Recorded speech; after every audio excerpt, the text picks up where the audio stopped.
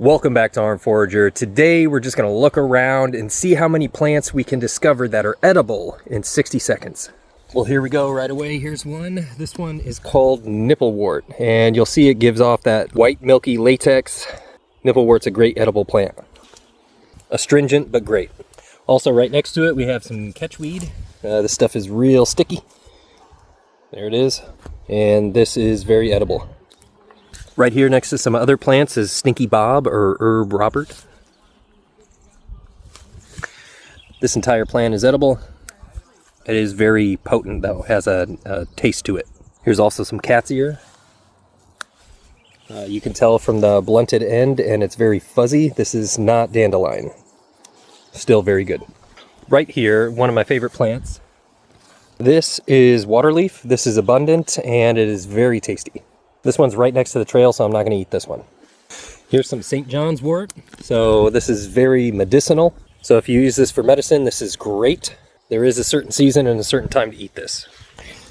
Here's some thimbleberry. Looks like maple, and there was some slug goo on it. This looks like a new leaf. You can eat thimbleberry leaves, not just the fruit.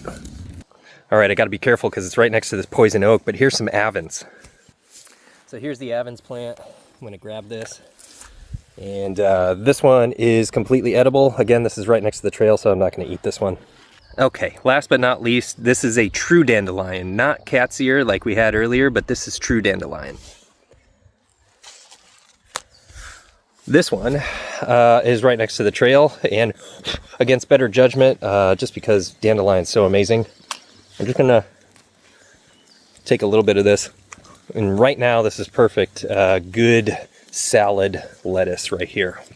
And again, with Asteraceae, majority of the plants, they're going to have this white milky latex, and you'll find the same thing in like store-bought lettuces, and so that's no surprise. There isn't any more toxin necessarily in this than what you would get from store-bought lettuce. But it does have that astringent taste and flavor, and it is very bitter, but as always, know what you're eating, and if you can, boil or cook these in some way.